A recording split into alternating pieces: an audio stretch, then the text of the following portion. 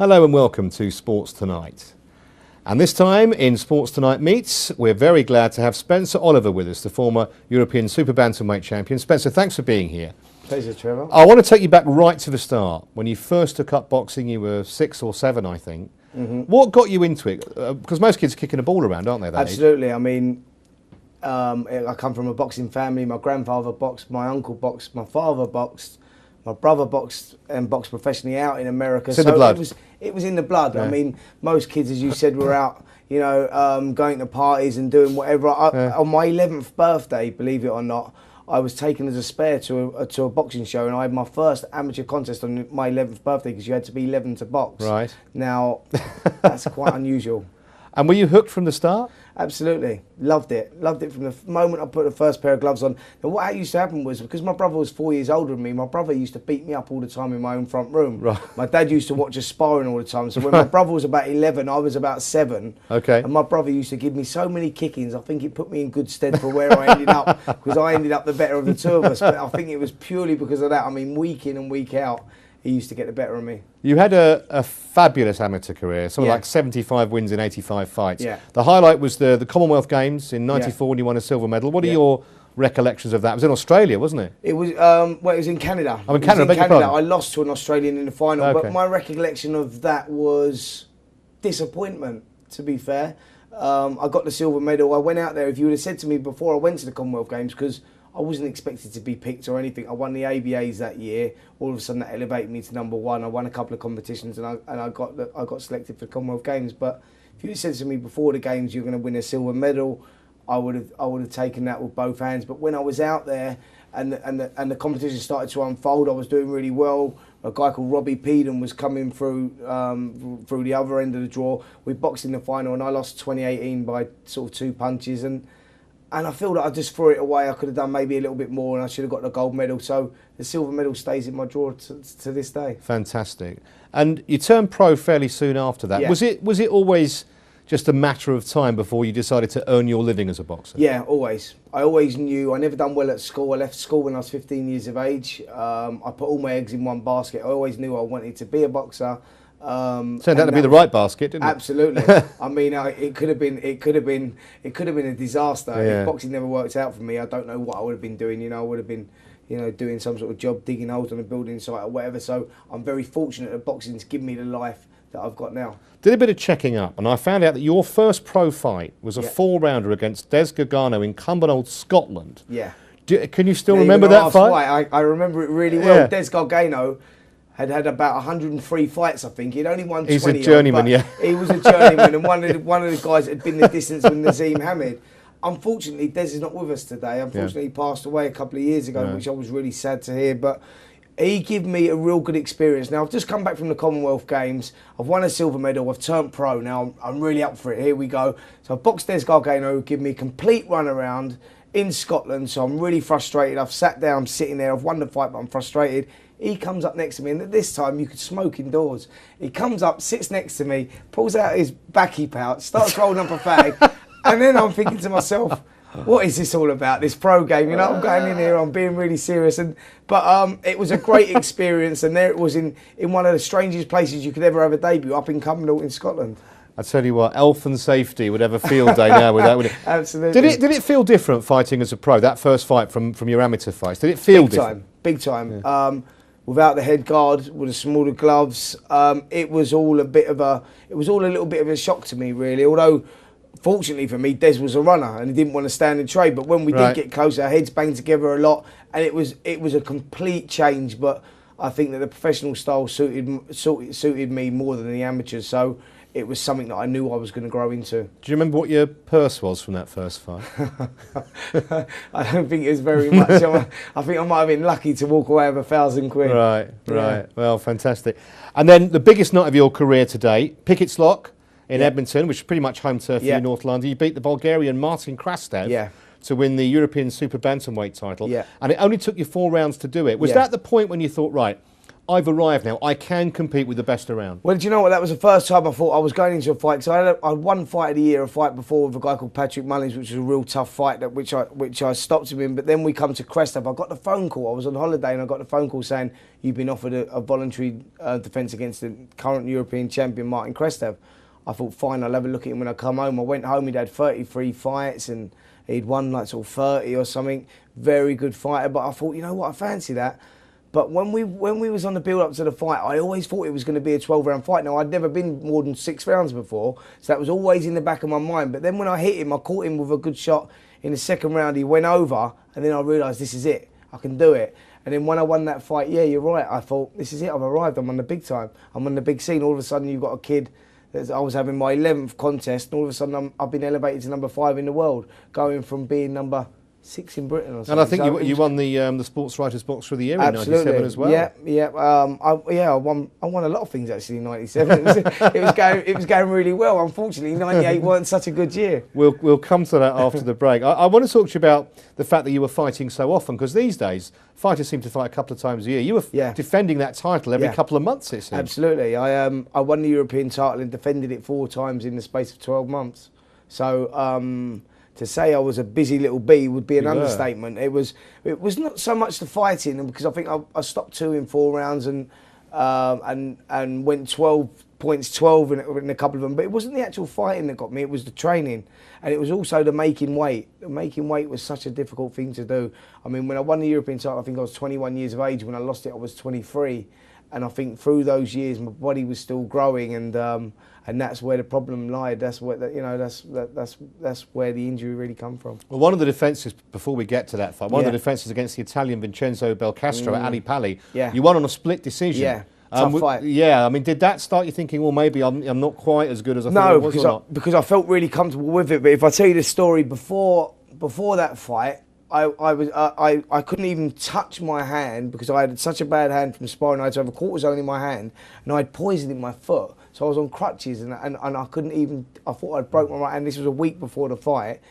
I had my foot lanced, so that was all right. So I sort of walk again, and I had a cortisone injection in my hand. So there was a lot of problems going into the fight, but I felt really comfortable up until about 6th or 7th round, and we had a bad clash of heads. I thought I broke my cheekbone, and we had a bad smash of heads, and I got a split across my right eye. And I think then it was the first time that sort of I felt I've still got a long way to go, and I had a bad cut. The doctor kept taking me to the corner to have a look at it, and I think it was inexperience really, and I allowed him to get back into the fight. But I think that I made the fight more difficult than it actually was. That didn't knock my confidence at all and think, wow, I've now stepped up a level. I think it was just more me learning more about the trade.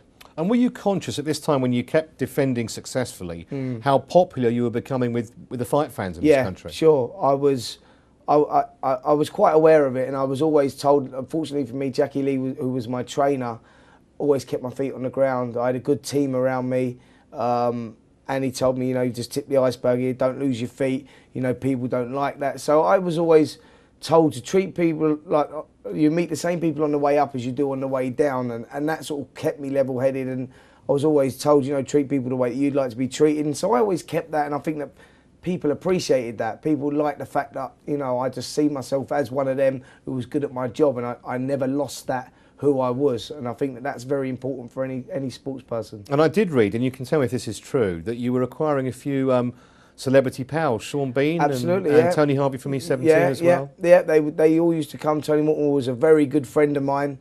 He was from E17, and Sean Bean used to come and watch all my fights. So Robbie Williams, I think, was even at one of my fights. So it was all looking really good, and I think I was capturing the public imagination. I think that sort of, Nazim Hamid had just gone, and they was looking for a new British star to come on the scene, and I think that the TV and the media sort of liked me, and they tried to build me up. I think they'd done a great job in doing it in such a short space of time that I was at the top. I think the publicity was excellent for me. And I think, to me, your personality was vital in that, came across, as well as your actual boxing skill. Sure. In the same way as Nazim Hamid, really, because he was more than just a fighter. Yeah. And I kind of got the same impression with you. I think that that's very important, that you've got to sort of be as good out the ring as you are in it. Nazim Hamid went down that road of being a cocky, arrogant little so-and-so, and it worked for him because people actually saw him as a sort of villain, but there was a very fine line between being a villain and being very arrogant and not very nice. He was only copying Ali. Naz got it right though. People sort of like, Naz and Chris Eubanks got it right. They used to go and see him, but it was more like a show for them. Yeah. With me, I just wanted to be a people's champion. I always remember being a kid, it wasn't about the money. I wanted to walk down the road and people remember me for what I'd done, and so I just wanted to be like the Barry McGuigan type person where people just sort of loved you for who you was. Yeah. I think that was important for me. Naz sort of built up a different persona about himself, but it worked for him, and me and Naz are still good friends today. And the ambition, was that always to be world champion? Yeah, nothing less. Anything less was an underachievement, and I think that's why I struggle so much today, coming to terms with it, because I was like number 2 in the world by the WBC and WBA, and I was European champion. I was only just turned 23 years of age. I had the world at my feet, and then to wake up in a hospital bed and realise it's all gone, that was the frustrating thing, that I never got my world title shot. And I went on to see people win world titles that really, no disrespect to them, but wouldn't have tied my bootlaces at the time. We'll talk in detail about the Dereck fight after the break, but I'm just curious, having looked at your record, I was quite surprised you never fought professionally outside of the UK, did you? No. Is that a regret? Would you have loved to have had a glamour night in Vegas? I think I would, but I think the home support was so big for me that it was financially more rewarding for the promoters to put me on in England. I think that TV, Sky were promoting me at the time. They were paying big money for the shows. I was filling like Albert Halls, and I was filling, Olympia, and so it was financially beneficial for the promoters to put me there. And yes, I would have loved to have boxed abroad, but only when I'd won a world title. I think the main aim was for me to win a world title in this country, and then we could have looked to expand and go on from there. But unfortunately, we never got that opportunity. I mean, from the time that you turned pro until before you fought the Dereck fight happened, did any of your family or friends ever express any misgivings about you being a pro boxer? No, my mother. Just my mother. My mother never went to one fight, not one amateur fight, not one professional fight. She used to sit by the phone, wait for the phone call to say that I was all right. She didn't care that I won or lost, to be fair. It was not something that she really approved of, but she appreciated that it was something that was in my blood. It was something that we all done, my brother, my dad, and she knew that it was something that I was always going to do and always going to want to do, but she never liked it. And she was probably the only one that was sort of really, not that I say she was against it, but it was something that she didn't like. She didn't like any involvement in it. Okay, all right. We're back after the break, and we'll talk in detail about that fateful night in that Dereck fight that almost cost Spencer his life, and also life after boxing. Join us in a moment.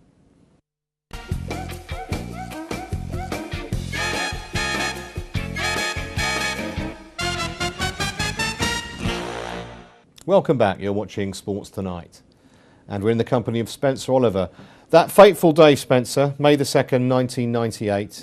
You fought Sergei Dereck, the Ukrainian.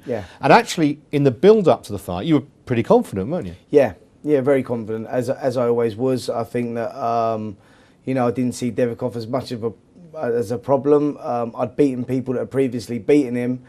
I think that it was just a problem of weight making was getting more difficult.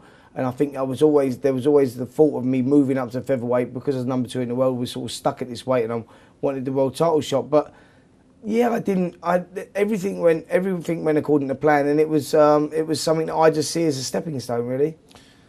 Do you remember anything of the fight? Nothing. Nothing at all. Nothing at all. And I vaguely remember the weigh-in the day before, and it's sort of like a jigsaw that I'm trying to piece together. I can't.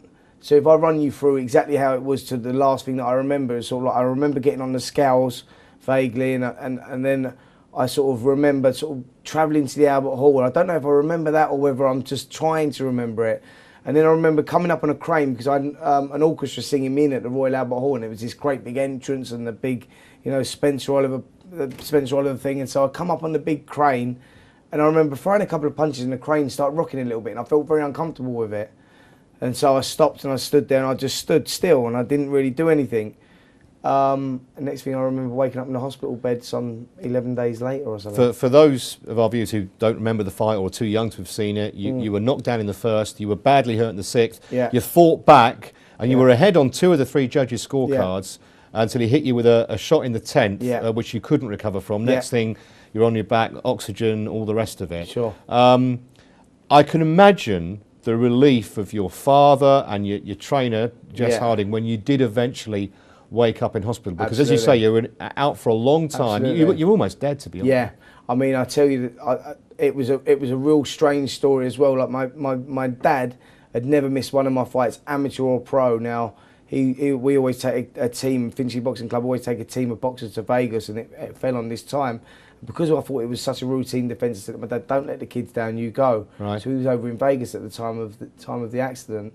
So he had to travel all the way back from Vegas, not knowing whether I was dead or alive, really. I mean, it was literally touch and go. So that was a very difficult time for him, and I think the relief of them when I woke up, you know, my mother, my father, my trainer, Jackie Lee, my manager, Jess Harding, I think it was just massive relief for them, because I think the doctors were telling my mum sort of the 24 hours after the operation that they were shining a light in my eyes, and my eyes stayed dilated, so they thought that the best way that I was going to come out paralysed down my left side and blind. So, you know, I've come out, I think they must have left something in there, because I've come out better than when I went in. They managed to get rid of the blood clot, and that obviously was the main thing. Absolutely. When was the first time after you came round that you actually watched the fight? I presume you have watched it. Yeah, only the once. Okay. I watched it once, maybe a month or so afterwards. Right. I was sort of like, I wanted to see it, I was intrigued to see it, and it was weird, because it was like I was watching myself, but it wasn't like watching myself, it was all a little bit surreal, really. I was watching someone who wasn't performing like I normally do, and then seeing the injury, and that was probably the single most hard thing I've had to do, really. It was very difficult because I knew that I was watching the end of my career, and that for me was a killer. Do you put any blame at all on the referee, Alfred Asara? Should he have stopped it? Could he have stopped it? No. I don't no blame on anyone. I've spoke to my trainer about this. Where I was going back to the corner. I had a heavy nosebleed. He knew that there was something wrong, but he kept asking me if I was all right. I was responding, yeah, I'm okay. Just a fighter's instinct. But there was obviously a massive bleed. I never used to get nosebleeds, and there was a bleed coming from the brain. He wasn't to know. I was responding that I was okay. I was winning the fight up until the point of the stoppage. So there's no blame to anyone. No blame to anyone at all. I think that, if anything, I just wish that I'd moved up a weight sooner. I was going to ask, because it was 8 stone 10. Were you comfortable making that weight? No, I wasn't. I wasn't comfortable with that. I was struggling so much. It was unreal. Some of the things that I used to do to make the weight were frightening when I look back on it. But that's boxing, and you always think the next fight. Unfortunately, the next fight never came. We've saw other tragedies, Gerald McLennan, obviously, Michael Watson, but I guess as a professional boxer, you just never think it's going to happen to you. No, and I always remember, you know, Michael Watson, I was a big fan of Michael's, and I remember that happening some 9 years before me, and thinking, you know, what a shame, but nothing. And me and Michael have become really good friends now.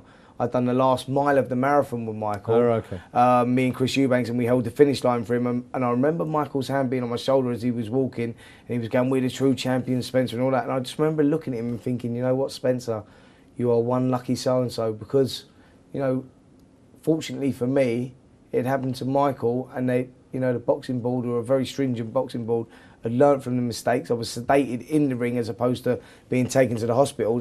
So they basically put me into a coma in the ring, which stopped any damage going to the brain, because it shut everything down. And so I think by what happened to Michael, they learnt from that, and it happened to me, and effectively that's given me the quality of life that I've got today. So when you obviously spoke to Michael, when you saw the pictures of that fight, did you? I mean, you actually feel lucky to have survived it? Yeah, big time. You know, I'm not a religious person at all, but I definitely believe somebody up there was with me that night, because not only did that happen, and I feel lucky to survive, but I feel so lucky the quality of life that I've got. You know, I've ran the marathon less than 12 months afterwards for the hospital that saved me, the National Neurological Hospital, who I couldn't, you know, be grateful enough to. And yeah, I mean, I've been given a second bite of the cherry, if you like, and it's just nice. And here I am some 14 years later, and I'm still involved in the sport. And that's because that old thing that I said earlier on, you know, you meet the same people on the way up as you do on the way down, and if you treat them people with respect, you know, but there's people there to pick up the pieces, and they sort of keep you involved, and that's fortunately what's happened to me. You mentioned that the safety measures had improved between the Watson fight and your fight. Yeah. Do you think boxing now is safer still than it was in your day? Yeah, definitely, and that's not because of the medical side of things now. I think it's because of the nutritionists we've got in now, and we understand the body a lot more and about rehydrating more, and we're getting more people involved now, where it used to be just you and your boxing trainer. Now they've got strength and conditioners, they've got dietitians and nutritionists, people monitoring the weight. You're having weigh-ins 6 weeks before, 2 weeks before, so everything now makes it such a safe sport, and that's why we're not getting injuries like we did, you know, maybe 10, 14 years ago when I was boxing. So you're 23 years old, you've realised that you can't box again. How long did it take for that realisation to sink in? I think it sunk in pretty quick, actually. Right. You know, sort of when I first come round, I 3 or 4 days after I woke up, I started to try and walk again, and I went into the mirror, I looked into the mirror in one of the toilets, I looked at it and I had half my head shaved and my head was so swollen, I had 80-something staples going from one side of my head to the other. That's when I realised, look, the boxing's gone, I just want to get yourself looking right again. And once that had happened, then it was sort of like just trying to come to terms with not boxing again. As like I said to you earlier, it's like, you know, 1 minute you're winning all these things and everything was happening to you, and then the next minute, bang, it's all gone. And I think for me, I wanted to stay involved in the sport, and it was down to me to pick myself up. Like, people don't like negative people. They like people that are positive, and I think that I proved that, you know, out of a tragedy, something good can happen if you just sort of believe in yourself and get on with it. And sort of I got in touch with the people at Sky and told them I still wanted to stay involved with the sport, and they give me that opportunity, and now I'm here doing shows with like yourself, Trevor, and it's like, what more would I want to do? How did you find the motivation to do that at that age, though? Because it was almost like rebuilding your life. Absolutely. Boxing was all you'd ever known. It was like totally starting again, but it's starting again without something that you really wanted to do. Could you imagine that? It's a passion that you'd had, the same that sort of burnt inside you, and that passion still burns today because I never got that opportunity. And that's why I think I'm so passionate about it, and why I can do shows like this and do boxing shows and that, because I'm so passionate about it. What do you say to people and organisations like the British Medical Association who want boxing banned? It's crazy. I think it's crazy now. Why do I think it's crazy now? Listen, we walk out of this studio, we cross a road, there's an element of risk there. Just like there is in boxing, you know, they've done everything they can to make it as safe as possible. Boxing is, you know, yes, it's a combat sport and it's a one-on-one sport, but there's an element of risk about everything you can do, everything you do. Now, I left school, as I said to you earlier, I left school when I was 15 with no qualifications. What would I have done if I hadn't been boxing? Boxing's given me such a quality of life. I've seen the world. I meet lovely people every week in, week out. I earn a living out of it. I mean, yeah, I got injured, but, you know, that's life. Sometimes, you know, we get dealt rough cards, but we've just got to get over that. You've got a 16-year-old son, Kane. If he came to you and said, Dad, I really want to be a professional boxer, would you be happy with that? Yeah, it wouldn't. If he chose to do it, it wouldn't. You know, it wouldn't bother me at all. But he'd have to come to me as opposed to me going to him. Now I've also got a 9-year-old daughter, Tia, as well. And if because women box now, don't they? That's what I'm saying. If she comes to me and asks me, it'd be a different story. But you know, that's it. Yeah, you know, the kids have got to ask you as opposed to you pushing the kids. And you're enjoying your life now as a commentator and as a boxing trainer. Yeah. You look happy. I'm very happy. Very happy. I'm in such a good place at the moment. Like I said, you've got a lovely son, I've got a lovely daughter, a lovely partner, Nicola, and life couldn't be better at the moment. So, I mean, yeah, it's going really, really well. I'm in a really good place. Well, look, it's fantastic to see you sitting here today and looking so happy, and so no trace of bitterness at all. No. Spencer, thank you very much. It's been a great pleasure. Pleasure, Trevor. Thank you very much. Hope you've enjoyed watching it, and keep it tuned to Sports Tonight from myself and from Spencer. Bye-bye.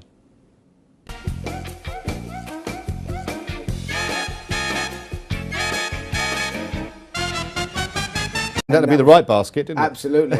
I mean, it could have been a disaster. Yeah. If boxing never worked out for me, I don't know what I would have been doing. You know, I would have been, you know, doing some sort of job, digging holes on a building site or whatever. So I'm very fortunate that boxing's given me the life that I've got now. Did a bit of checking up, and I found out that your first pro fight was a 4-rounder against Des Gargano in Cumbernauld, Scotland. Yeah.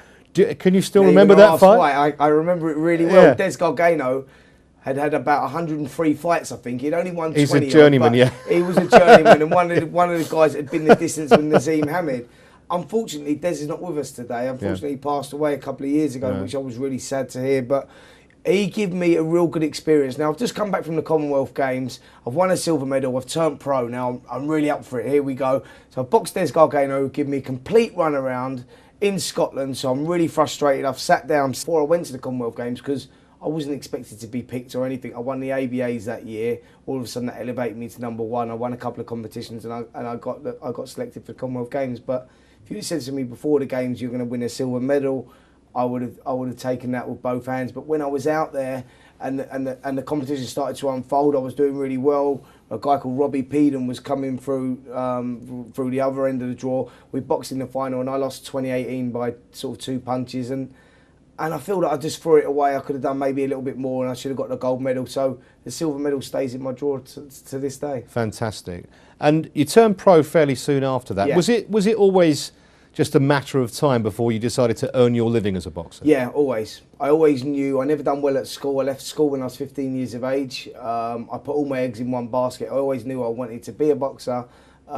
Sitting there, I've won the fight, but I'm frustrated. He comes up next to me, and at this time you could smoke indoors. He comes up, sits next to me, pulls out his backy pouch, starts rolling up a fag, and then I'm thinking to myself, what is this all about, this pro game? You know, I'm going in here, I'm being really serious.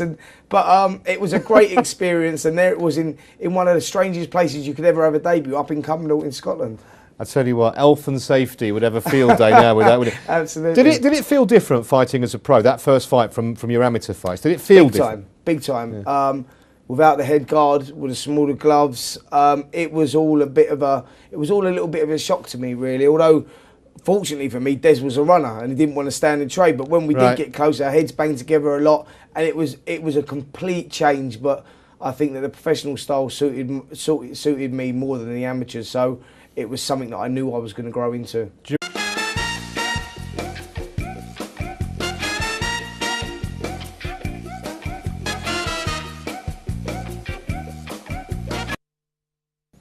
Hello and welcome to Sports Tonight.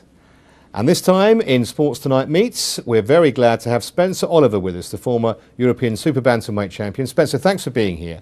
Pleasure, Trevor. I want to take you back right to the start. When you first took up boxing, you were 6 or 7, I think. Mm-hmm. What got you into it? Because most kids are kicking a ball around, aren't they? Absolutely. I mean, I come from a boxing family. My grandfather boxed, my uncle boxed, my father boxed, my brother boxed and boxed professionally out in America. It's in the blood. It was in the blood. Yeah. I mean, most kids, as you said, were out, you know, going to parties and doing whatever. On my 11th birthday, believe it or not, I was taken as a spare to a boxing show, and I had my first amateur contest on my 11th birthday because you had to be 11 to box. Right. Now, that's quite unusual.